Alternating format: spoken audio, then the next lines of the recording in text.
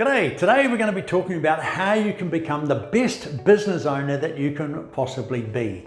Now look, lots of the gurus talk about reaching our potential as though we all came out of the same baby factory, all the same to start with. But you know what? We didn't. We're all unique and we're individual. We all have lives to lead with different stresses and demands and needs and desires. And look, not everybody wants to be a millionaire or to have 5 Ferraris or to travel first class everywhere. For me, 1 Ferrari in business class will do me just fine, thank you very much. So I take a slightly different view, that's unusual, of potential, being an old bastard.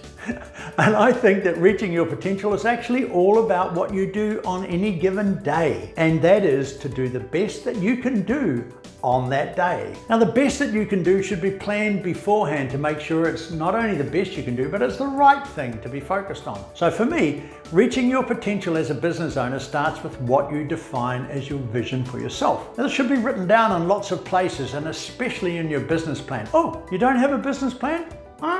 See me after school. You need a business plan. Clarity of purpose is the key to reaching your potential. Now I know what I want to achieve in business and I also know what I want to achieve in my life. And I know what I need to do to get there in both instances. Notice that I mentioned life as well as business because to me, business is actually part of my life and not the other way around. My life is not a part of my business. That's why I like to talk about life-work balance. Now, I've reached my potential several times in my long life. Whether it was in my HR career or running marathons, I knew I had gone as far as I could go, and physics or seismic organization convulsions made it impossible to go further. Plus, my sense of the law of diminishing returns. I just didn't want to, because to get to right up to that last piece, sometimes the effort involved in doing it outweighs the actual results that you get.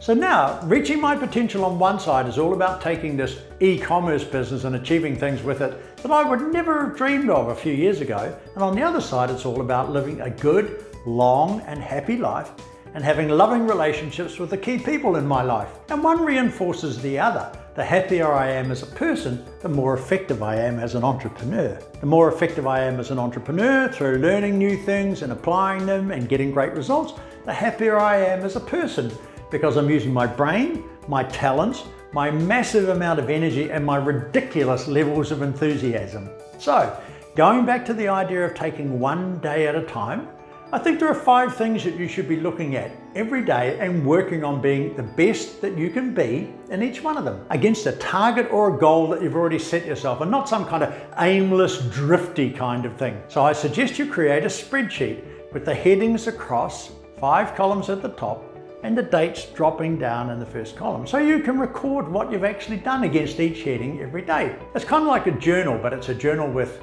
a little bit of purpose. So as you're building towards your maximum potential, you're going to be recording how you're going and you'll be able to see the trends. So in heading 1, okay, here, write a statement at the top of the first column like, maximize my earnings. Now, maximize your earnings can come from making more sales or reducing your costs. Both work, but in different ways, but both require you to do something. Heading number 2, write a statement at the top of this column like, maximize impact of my social media. So there are many ways you can do this. One of the things I've learned is if you're not on top of this every day, any gains that you have made will disappear like water onto hot desert sands. Number 3, heading number 3, write the statement, maximize my talents. This could be spending 30 minutes a day reading a business book or listening to a podcast about some aspect of business. Number 4 column, write the statement, maximize my network. This is pretty obvious. It's all about building a bigger and more useful group of people who can help to bring your business. It's not the number of people you play indoor soccer with, okay? And then heading number 5, write the statement, maximize new leads.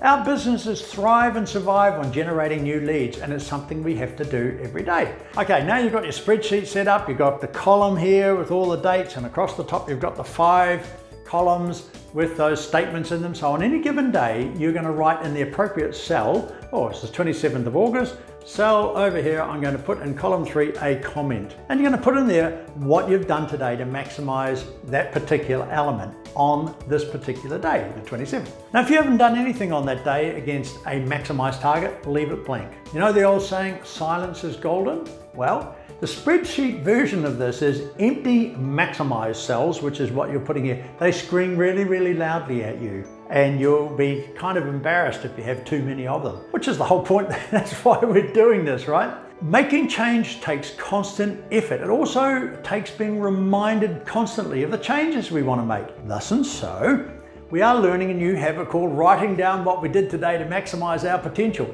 I'll think of a shorter name fairly shortly, but the point is, you've just created a spreadsheet and it will scream at you. And you'll also feel really good when you've got things in those cells, because if you have a strong desire to maximize your potential, those empty cells will stick out like dog's balls and they'll give you the heebie-jeebies. I know there's a kind of a mixed metaphor, but you know what I'm talking about.